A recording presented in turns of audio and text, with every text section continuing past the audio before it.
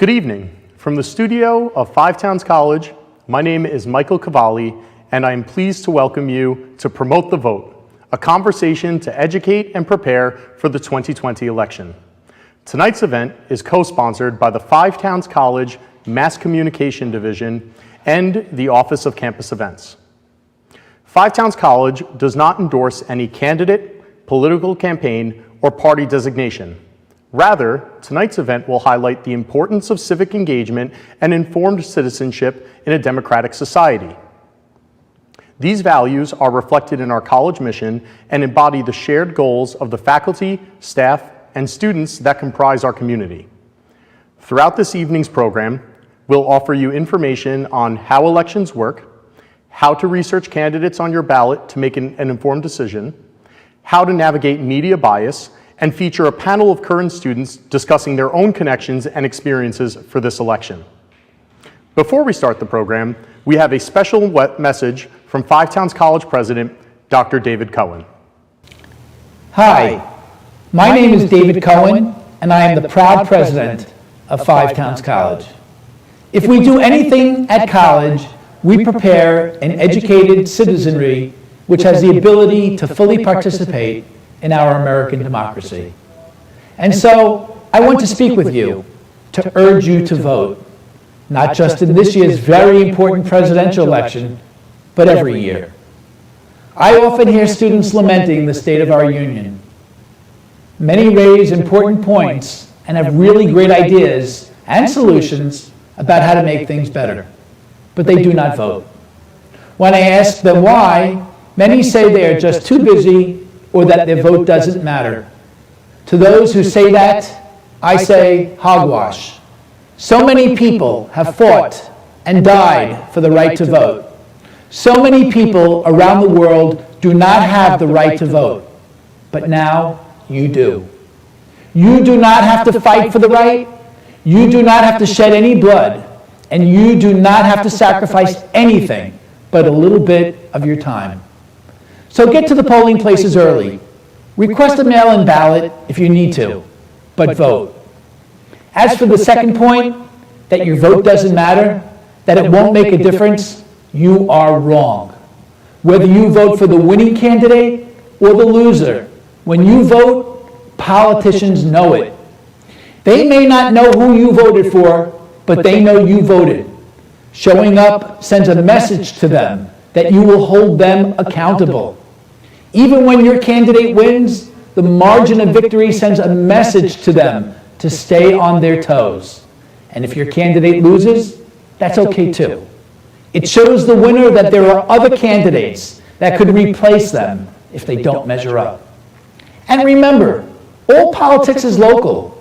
Most of the laws and regulations that impact you, such as those regarding state and student financial aid, or labor laws, or rules for engagement with the police, these are local and state issues. So even if you have mixed emotions about the presidential race this year, there will be many down-ballot elections and referendums that matter a lot. Don't waste your right to vote. There are two things you can do as a citizen that are inherently good. There are things that everyone will admire you for, things that have nothing bad associated with them. Giving blood and voting. Vote today and exercise your right as a free person to tell your government how you feel. You will be glad you did, and you will be sending a message around the world that freedom matters. And when you are done, consider donating blood to help someone in need. That's what we Americans do. We vote and we care about each other. Thank you. Thank you, President Cohen, for your inspiring message. We'll begin this evening by exploring how elections are structured. There are three levels of elections: federal, state, and local elections. Federal elections determine the President and members of Congress, the Senate and House of Representatives. The President is elected for a 4-year term, Senators are elected for a 6-year term, and Representatives are elected for a 2-year term. While everyone across the country votes for the President, citizens within each state determine their representatives in the Senate and in the House. There is a total of 100 senators, 2 from each of the 50 states, and the House of Representatives has 435 members, with each state having a number of representatives proportional to the population of that state. For example, New York has 27 representatives, while Alaska only has 1. State elections determine the governor, state senators, and legislators. Each of those roles operate in a similar manner to the President, Senate, and House of Representatives. While the President, Senate, and House of Representatives determine laws, appropriate funding, and make decisions for our entire nation, governors, state senators, and legislators lead the individual states that they represent. To give an example, where Congress would decide on federal student aid funding, state lawmakers would determine funding for your local high school, or money spent on taking care of roadways like the Long Island Expressway, or mass transit systems like the Long Island Railroad. Local elections include an even wider array of positions that lead within the towns, cities, or counties that they represent. Mayors, town supervisors, school board members, and sheriffs, to name a few examples. On the state and local level, positions, titles, and elections are run differently from state to state. Despite these differences, these elections are regularly held on the same day each year. That's why you'll find more than just the presidential candidates listed on your ballot. In New York, for example, you'll find House of Representatives candidates and some states' lawmakers on the ballot this year. But the governor will not be up for election until 2022. Elections are held annually for this reason. Even if you aren't selecting the next president, participating in your state and local elections in off years could influence decisions that affect your daily lives in more significant ways. With regards to past presidential elections, you may have heard people talk about the popular and electoral votes. The popular vote is very simply the total number of individual people who voted for each candidate. But that alone does not determine who wins the election. The Electoral College is the system by which the winner of a presidential election is decided. Each state has a set number of electoral votes, and the candidate who gets the most popular votes in a state wins all of that state's electoral votes. TED Ed has created a wonderful short video that explains how the electoral votes work. Make sure to check that out on YouTube, as it provides a lot more information. You can also check out the ftcrecord.com to find the link to this video. On election night, as each state closes their polling stations, you'll see news stations report how the electoral votes are being distributed between the two presidential candidates. Remember, once a candidate has reached 270 electoral votes, that would make them the presumed winner of the election. Because of the emphasis being placed on mail-in voting during this election, it is likely that the official result will need to be verified in the days and weeks after November 3rd before the presumed loser concedes the election. As voters head to the polls, it is important for candidates to know what key issues are driving the vote. Reporter Chrissy Pastrana spoke to FTC students about the issues that matter to them. I'd say the issue that concerns me the most, especially as an African-American female in America, is the racial injustice that's been going on in the country. Searching the history of social injustices.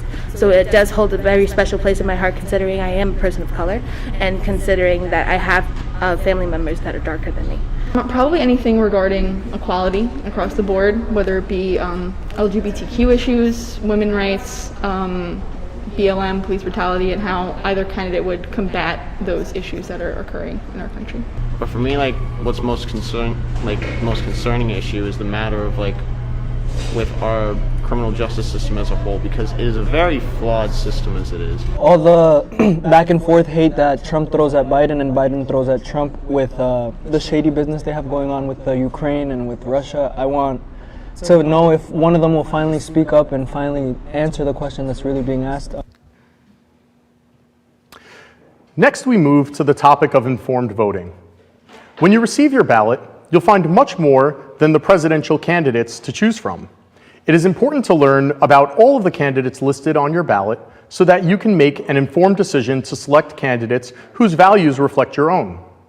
If you aren't sure whether or not you are registered to vote, your polling location, or the state senate and congressional districts that you will be eligible to vote for, the National Association of Secretaries of State offers an array of helpful tools to help you verify this information.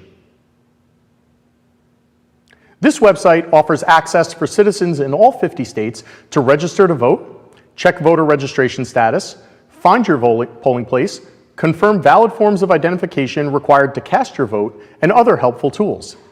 Each state has unique policies and procedures for voting, and it is important to verify your state's rules to ensure that you can cast your vote. When you select voter registration status, for example, you first select your state from the list of options.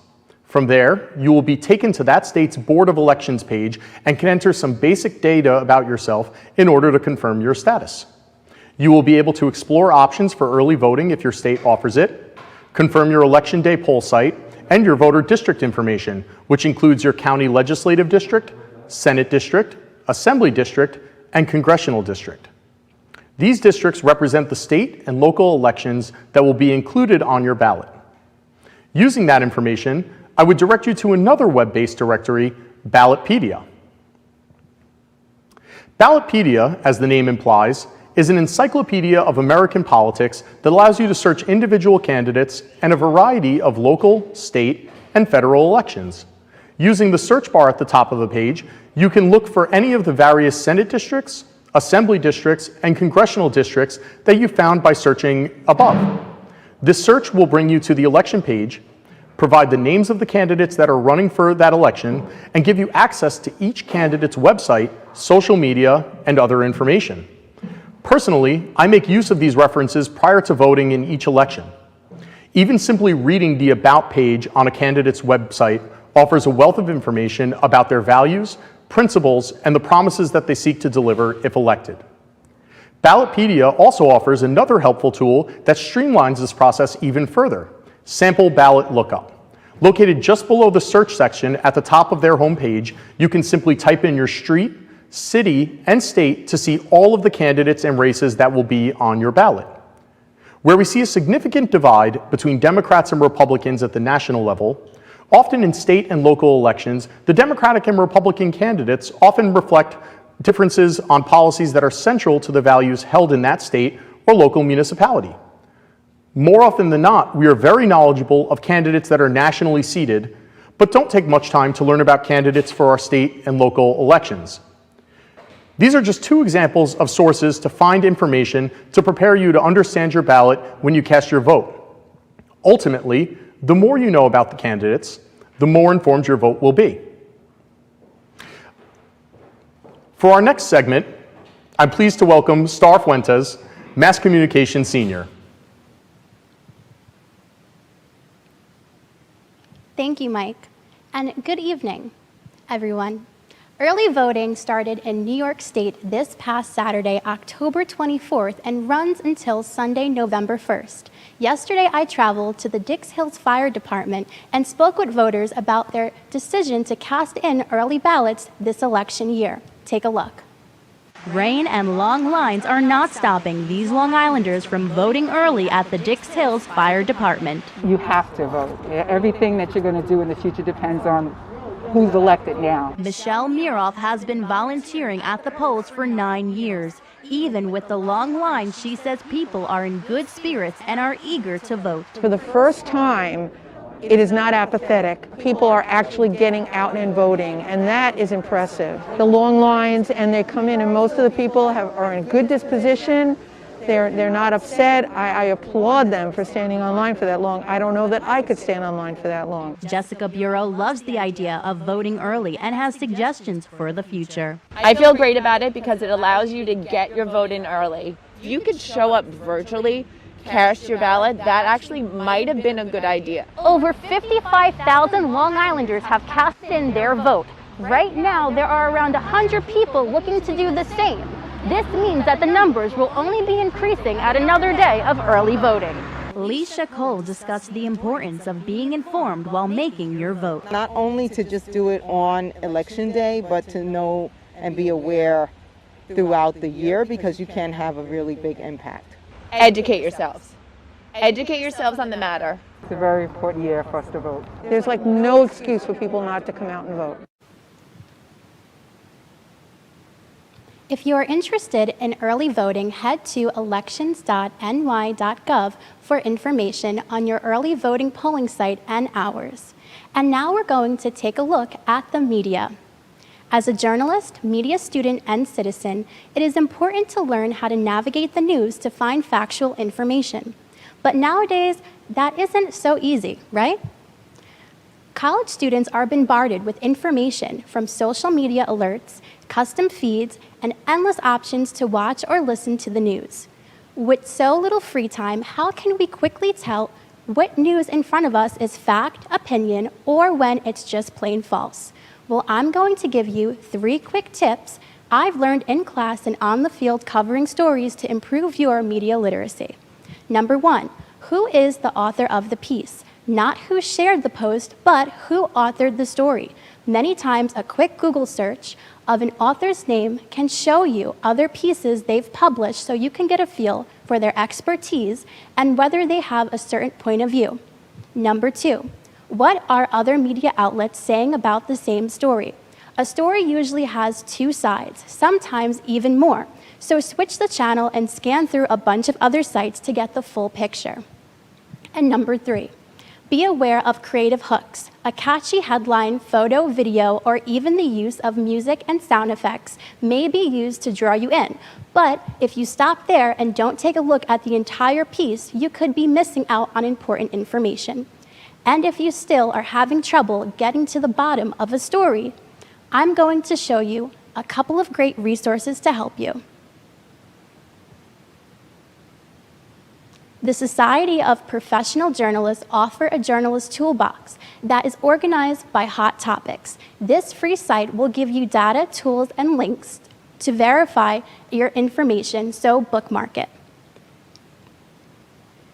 Factcheck.org is a nonprofit site that monitors the factual accuracy of what is said by U.S. political players in debates, interviews, and news releases, and more. You can even write in your own questions for them to check. These simple steps and resources will help you cut through the information. We turn now to our student panel. I'm pleased to introduce our moderator, Rasan Maihan, who has joined Five Towns College in August at the HEOP counseling. He was a HEOP counseling at the. He's a HEOP counselor, and he is also an online mentor. Hey, I'm your moderator, Rasan Maihan, and welcome to the discussion forum of Promote the Vote. This segment is intended to provoke dialogue, continue conversation about why we vote, the importance and the impact of voting among young adults, and their optimistic futures they all aspire to have in the future. As we have this discussion in this space, we also encourage you to continue the conversation online using the hashtags FTC Votes and FTC Promote the Vote. We want to hear from you. So please feel free to submit your questions to the panelists in the chat, and we will try to ask as many of those questions as we possibly can. Our panelists today are a group of conscious thinkers, astute scholars, and vibrant personalities. Please welcome Emily Granados, Ayanna Frank, and Jordan Kugler. These students are current attendees of Five Towns College. Thank you all for joining us. Well, panel, I want to delve right in because I think that these questions are germane to where we are. So, Ms. Granados, you are a mass communications major. Let me ask, do you think the votes of college students have a major impact on the federal, state, and local elections and policies? And if so, what ways? Well, I think definitely that's a large demographic, and to remind ourselves that elections don't happen every 4 years. There are, local elections that happen every 2 years. We have the 27 representatives for New York State. That's important. Right now we have a lot of Democrats in the House versus Republicans. So it's important for a large number of young people to have people that they want in these powers and positions, because that will affect them and their education and their future. So a lot of kids just turned 18, and these are millions we're talking about, millions of voters. So of course, I think that demographic will definitely make a vote and make power, make change. Interesting that you definitely asked that question because it's a follow-up, Mr. Kugler, to the next question. Do you think that your age demographic, and I mean students between the ages of 18 to 22, are overlooked by the candidates when it comes to voter turnout? First of all, I want to say thank you for having me. No problem. I think at one point, perhaps they were. I think there was a period, maybe perhaps between the 80s and 90s, where students weren't as active. Obviously, we know without students, I think change following the Vietnam War wouldn't have happened. And I think when you think about the protests that are happening now, I think students, especially in that demographic, and maybe even a little younger than 18, are really taking back power, and they're reclaiming that voice, and they're letting people above them know, we want to make change now, and we're not going to wait for you to make it happen for us. That's very interesting. I like that. Ms. Frank, in your opinion, do you think that there are barriers to voting? And if so, how do we overcome them? Personally, I do think that there are barriers to voting. You see, as you asked the question before, you see like there's feelings of young people feeling like they weren't called out to be voting. And with this election, we see like people are being called out from every neck of the woods to go and vote. And we see such a big surge this round of elections, this presidential election. We see a big surge of people saying, go vote, go make your voice heard. But before it was never like that. I mean, we have a history of people fighting, women fighting for their right to vote, colored people fighting for their right to vote. You see all throughout history, there's always these little blocks, these little grandfather claws that are stopping people from shedding their passions, saying their insight. So there definitely are little barriers when you're seeing like voting tactics of who to get to vote. Right. You do see little barriers like that when you're trying to, or not knowing where to vote, not knowing where to register, not given that information. Right. So there are barriers in my point of view. Yeah. Okay, cool. So if I may, just to get a census of the panel, are we all first-time voters or have we voted before in a major election? This is my first major election. Your first major, how about you? I voted before in the midterms. Okay, cool. And you? I did vote in the midterm elections as well. Okay, well, let me just ask it this way. We'll pose it. As voters, do you think it is important to declare a party affiliation? And I'll go to you, Mr. Kugler. I think very early on, I took a stand in who I was affiliating with in terms of the Biden campaign. I helped do texting campaigns for them. I was a part of phone banking with them. I think when your peers see you step up and say, this is a position I believe in, whether or not they agree with you, they might respect that, and that might encourage them to participate in the democratic process. How about you, Ms. Frank? Same question. I also, I don't believe that you should be affiliated with a certain group because your beliefs may change. Like every candidate, I know for me, every candidate doesn't have exactly my list of what I want to see in the world I want to live in. Right. So it's definitely important to see where your beliefs are. What you believe in, what causes you believe in, and you don't have to affiliate with a certain party. That can always change. Like you might love a certain candidate, you might not love a certain candidate your party picks. So it definitely is up to the individual, I believe. But I mean, if you are part of a party, that's amazing. I mean, like you found something you truly believe in, and I believe that too. But for new voters especially, I feel like you need to know where your causes lie, like know your options, know what's comfortable for you. So you think it's more so about the policy, not necessarily the party, Mhm. correct? Yes. Understood. Ms. Granados, let me ask you this question, because now we're talking about party affiliations. How does party affiliations impact one's ability to vote? So I love that you asked me this question because it is part of the confusion is on how to vote.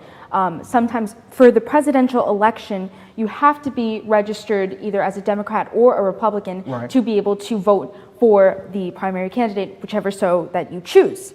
So that being said, I think, much to what my counterpart said, it is important that you understand what policies, interest you, move you, what speaks to you. And, while I'd love to be, registered as an independent, then when it comes to the presidential election, it puts me in an awkward position. Right. So, even if you may not subscribe to all of one party, one Democrat, or one Republican's ideologies, it's honestly like Burger King. You can have it your way. You can pick and choose. You shouldn't be umbrellaed underneath, well, because I'm X party, I have to have Y thought. No. You are allowed to have your free thought as an American, and that is your American right to freedom. So make sure you choose wisely. Got it.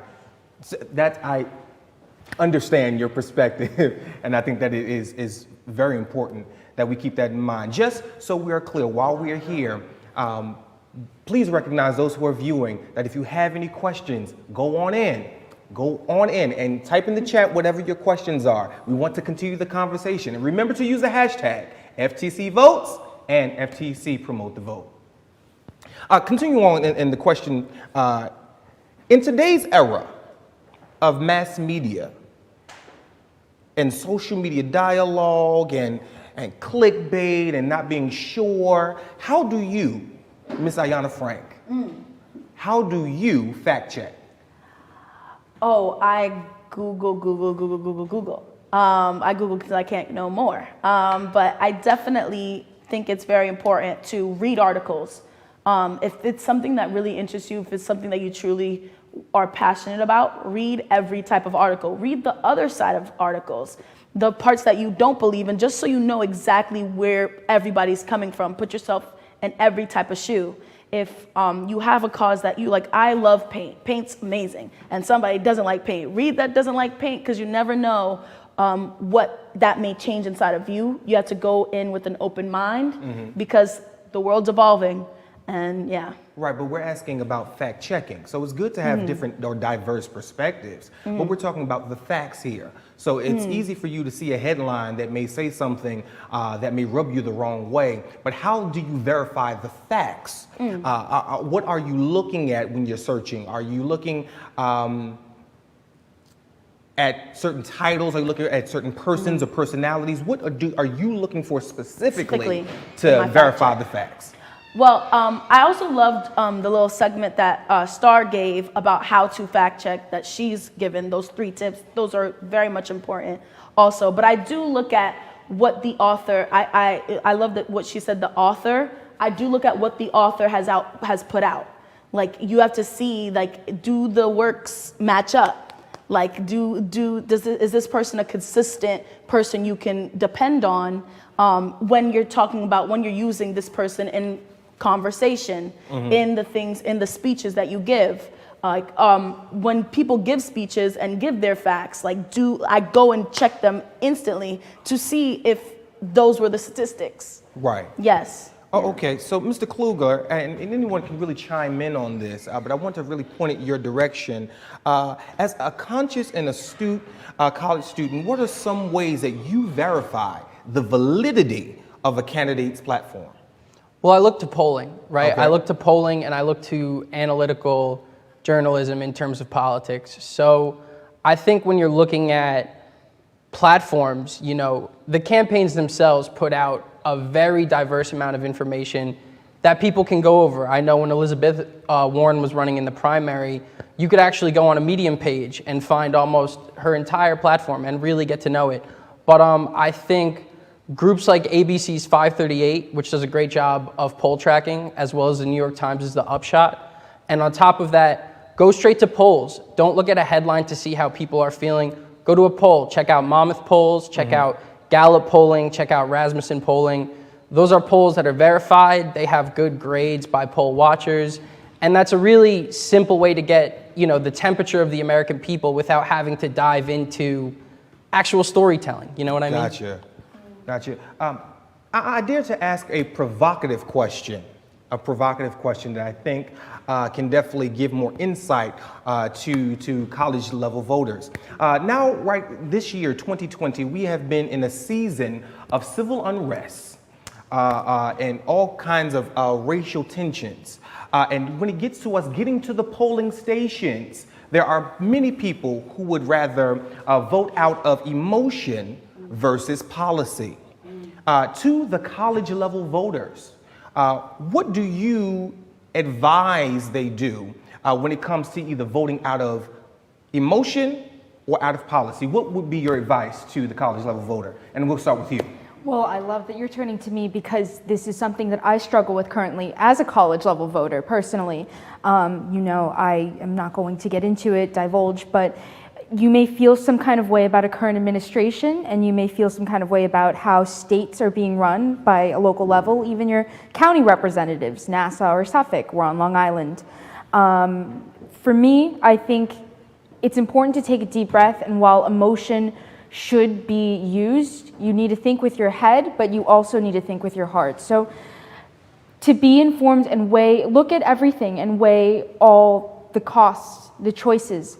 Well, if I, decide to go this way, what are the causes? What are the effects of, deciding that choice? What is the future that I'm going to create, not just for myself as a citizen, but for my family, my peers, my coworkers, whoever it may be, my community. That's who you're shaping, your community. So to just keep that in mind as well when you cast your vote. How about you, Ms. Kugler? Your thoughts? I think you need to vote with a mind for the people who are going to come after you. Okay. As voters, we have a responsibility to create a world that people can inherit, and they can build upon that. So I think when you're voting, vote with your mind, but also vote with your emotions, vote with your heart. I know a lot of people who are out protesting. I know a lot of people who are out marching. This is a very emotional time in terms of the way people feel about societal issues. So use those emotions. Use them when you get to the poll and it makes you nervous. Use them when you go to vote and you feel afraid. Those emotions are going to come up. We're young people. Sometimes making a doctor's appointment can get very nerve-wracking. Right. So I can't imagine what a first-time voter feels like, So think about the people who are going to come after you and your responsibility to them, but vote with your heart.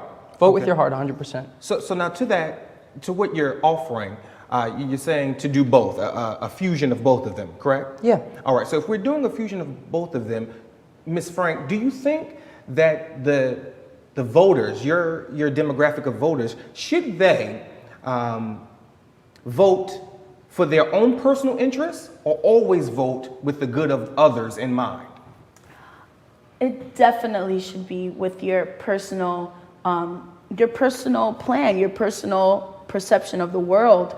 We're in such an Instagram culture right now where the new hashtag, I'm just going to follow the hashtag because that's what my friends are doing. We're seeing this new level of peer pressure that we haven't seen before because of this thing called social media, this new medium. But I encourage voters to go out there. Like we have actually the privilege of knowing how both administrations are in an administration. We've seen the previous administration, what they've done in their term, and we've seen even the new candidate, the Democratic candidate Biden, we've seen what he's done in the White House also. So go back to the past, see what they've done in their administrations. There's so much information out there, understand how you feel it went and find out what you're going to do with it, and on your own. Don't listen to what Sally from down the street is telling you. Make your own. This is why there's voting, so that we can have our own opinions. Gotcha. We're currently taking questions from online. Remember, if you're tuned in, definitely send us some questions in the chat. We want to further and continue the conversation. Be sure to use the hashtag FTC Votes and hashtag FTC Promote the Vote. We're going to take an online question, and this one is coming from Aramis Brown. And he posits in the chat, how can we have more of a say beyond voting?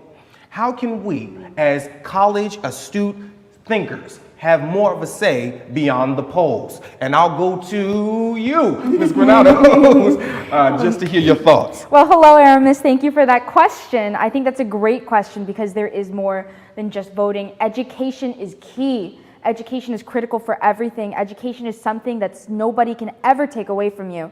So to continuously just educate yourself on what's going on, to make, other people aware of other issues that maybe they're unaware of, and, start the chain off that way. It's not, yes, it's voting and it's important to vote, but just, learning, educating yourself, reading, and, taking in as much as you can. Those are other ways that we can make our voice heard. Petitioning, exercising your American right to protest civilly, and using social media, honestly, funny enough, to speak to what you were saying before about mass media. We are in an Instagram age, and we are in the age of the influencer, so to speak, as much as I may not like that. Okay. But you do have influence right there. Whoever is on your Instagram, that's a network of people that you're getting information out to. So the most important thing that you could also do without voting is, take up on social media. What are your thoughts, Ms. Frank? Well, shout out to Aramis. I know Aramis very well. And he is such a great person to take as a example, because he's an activist and he vlogs every day. He has a following. And that's something you can do. You can have a short, even if it's a small group of people, you never know the change that you can affect on your everyday life. We are in that story realm. We are in that Twitter realm. Whatever you say, it's out there forever. So just understand how much of a role that is, and take such power in that. As young people our age were never, we were the changers. No, we were. We were out there protesting, and we changed laws. And you see these young people going in as a surge and finding community in that and finding change in that. Gotcha. We are in an age, it's interesting that you did make that mention. We are in an age of social media influencers, big personalities. The list can go on about it. And when it comes to going to the polls, how can the, easily swayed generation of voters not take the influences that the influences of the influencers to the polls with them? And I'll direct that question to you, Jordan. I think it's become an extremely difficult problem. I think the literacy in terms of how do I really take in what I'm seeing and dissolve this into something that I could take with me when I go to vote is a really big problem. I think stay organized in terms of talk to your friends, see how they feel, see what they're saying, see if you're getting verification on these ideas from other people who might feel the same way that you do. And then on top of that, when you do see something, let's say from an influencer, and it's outside of just, hey, this is more information on how to vote, kind of what we were speaking about, use your literacy, use those tips that Star was telling us about, verify that information. We all know how to use the internet. Google is obviously, it's a resource. It might not be the best resource, but it's a resource. Okay, cool. We're still taking questions. Remember, get in the chat and send us your questions to using the hashtag using FTC Votes and FTC Promote the Vote. We've got another question coming from the chat, and that is coming from Brandon Meenan. And he asked the question, panel, is there a possibility of the election being contested or decided in the Supreme Court if states continue counting ballots after the election? Let me repeat that again. For those who are listening online. Is there a possibility of the election being contested or decided in the Supreme Court if states continue counting ballots after Election Day? And since you've volunteered... Yeah, I would love to take this question. Take us away. I think the effort of some people to undermine the confidence in especially mail-in voting is rather malicious. You see things like people going to watch polls at an incredibly high rate. I know recently in Boston, a ballot box was actually lit on fire and they lost, I think, well over 30 ballots. Right. So a lot of effort is being put into undermining this election. And yeah, there is always a possibility that if it gets down to few enough votes, especially in key states, that it could go to the Supreme Court. But, it's rare when that does happen. And I think both campaigns in their own right are doing things to ensure their confidence, at least, in the electoral results. Okay, cool. Let me ask this question. Do you think that a two-party system is effective in the United States of America as voters? Do you think that a two-party system is effective? Yeah. Ms. Frank. You know, we all seen Hamilton and how George Washington, he loves a one-party system. And honestly, in a perfect world, there would be a one-party system where we all believe in the same things and everything's in perfect harmony. But there are always two sides to a coin, and that's something that we gotta. There's sometimes 5 sides to every coin, you know. There are ridges. There are ridges. But yeah, no. But there are different opinions as we evolve as a world, as we evolve as a nation, as new things arise, like a pandemic. You never know what's gonna happen next, and there are gonna be different opinions. There are gonna be different plans. Everybody's got a different plan. Everybody's got a different agenda. So this two-party system, it is very effective as compared to other countries which have 100 candidates go up at the same time, and whoever has the biggest following wins as a popularity contest. This is a very much more organized way to focus in and understand each candidate and what they have to offer you, and finding where you lie in it. It is this two-party system, though it is rough, though it is sometimes hard, it is the most effective way as compared to other countries. Okay, but you are aware that there are other parties. Yes, the independent party, the third party, yes. So do you think that is necessary for the voter to be affiliated only with the two dominant parties? Or do you think that they should benefit other available parties that are around? You know, there are so many other parties to go down the list. I don't want to get too political. So I'm going to stay away from it. Right. But I will say there are other parties outside of the Democratic and the Republican parties. Do you think that it would be better, or it would be more impactful if we were to branch out beyond the two-party system? And Ms. Granados, I'll go to you for it. So I love that you're bringing this to me, because this is, you know, something that I had a conversation about with my political science teacher. Actually, you know, back when voting was first created and we did have these two parties, people weren't educated the way that they were today. You know, literacy rates, people could not read or write, you know, when 200 years ago. Now we have these mini computers at our fingertips where we can look up information, fact check on things like Snopes, and be on with it. So as far as the two-party system, you know, I think today it doesn't really work, and it's a bit divisive because it forces people to, you know, go one way or another. And I think with more education of different parties, like, you know, whether it's the Independence Party, whether it's the Green Party, whether it's the Tea Party, even, like many different parties, it's difficult in this two-party system to exist as something like that, because as we saw a private entity like Bernie Sanders try to come in as, you know, an independent person, and we saw him, you know, not really play out when it came to the primary big term election. I think it's important that these, you know, grassroots parties stay afloat to further their ideologies, because a lot of people do agree with them and it helps open people's minds. But currently in this two-party system, it's very difficult. Okay, well, let me ask this question. Do you think that voting is effective? And this is just, you know, the optimistic. Do you think that voting is effective? Or do you think that there's another democratic method that would work more efficiently and effectively in America? And I'll go to you, Mr. Kugler. I think voting is extremely effective. I think if you really think about it, voting is happening all the times on local levels, it's happening on state levels, it's happening on federal levels. And I think it's also important to remember that when we're voting, we're not just voting for candidates, but we're also voting for new laws to be passed. We're voting for new things to be signed into law. We're voting for new ideas.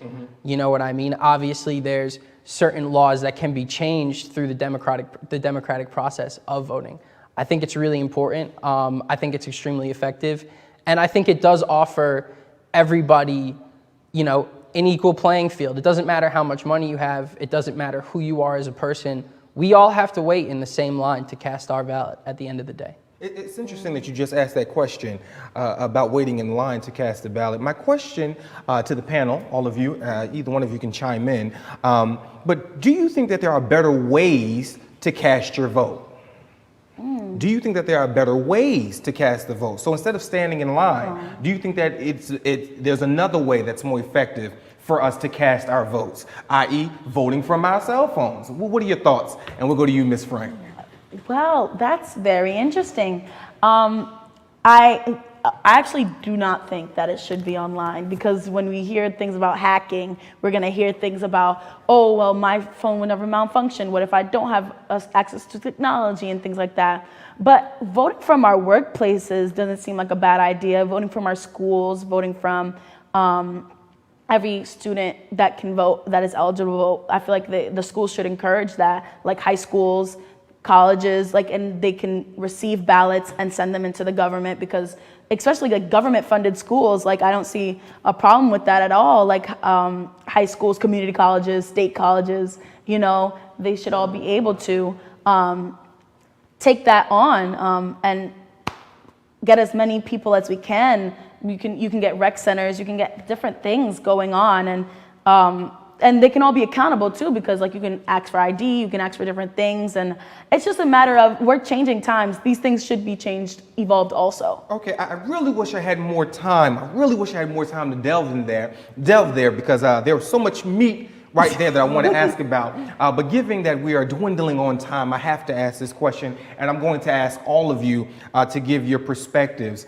And that is, regardless of the outcome of this election, what do you hope the governing administration will bring to the table to improve the lives of Americans? And we're going to start with Ms. Granados, then we'll go to Mr. Kugler, and then Ms. Frank. Let me ask the question again so we're clear. Regardless of the outcome, what do you hope the governing administration will bring to the table to improve the lives of Americans? Well, definitely respect factual statements. For me, this novel coronavirus, I'm someone who's double immunocompromised. So for me, I've been very cautious about this, and this is why we're on a socially distanced set.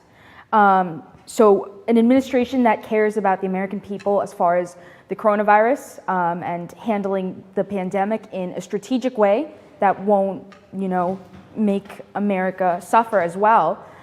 Something that also speaks to me are civil rights, the rights of everybody, people of color, LGBTQ. There's no reason we need to move backwards in that department. I feel we should be progressive and move forward. And another thing is also just that. Yeah, really. All right, Mr. Kugler, same question. As soon as you said that, the first thing that came to my mind was Walter Wallace Jr., who recently lost his life to the Philadelphia Police Department. I think regardless of who's in our administration, we need to take a look at some of our institutions, and we need to ask ourselves why we allow these institutions to fail, and then also ask us, well, who's failing us? Interesting. You know what I mean? The people who might be causing these problems are also asking us to look for the solutions. I think we need reform, I think we need safety, and I think we need integrity, not just in our election, but in the people who hold our offices and in the laws to ensure the integrity of the people who hold those offices. Man, I wish we had more time. Ms. Frank, same question. That was good. No, definitely. The next administration, whoever they may be, I pray that they come in with a mindset to rebuild and not destroy, to see the policies laid before them and make active change for my personal community, as well as many others that feel neglected, that feel outside. And I pray that they just keep going, keep moving this country forward and through this pandemic and out of it, hopefully, as well as they can.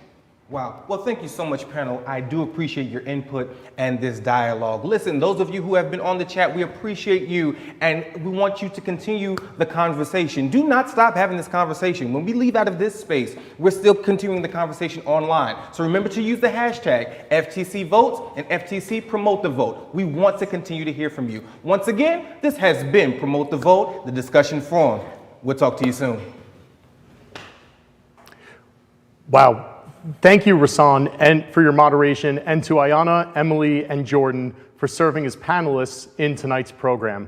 I'm amazed. I wish you could see the messages in the chat. Just, again, everybody just so incredibly impressed with your words and your message that you provided this evening.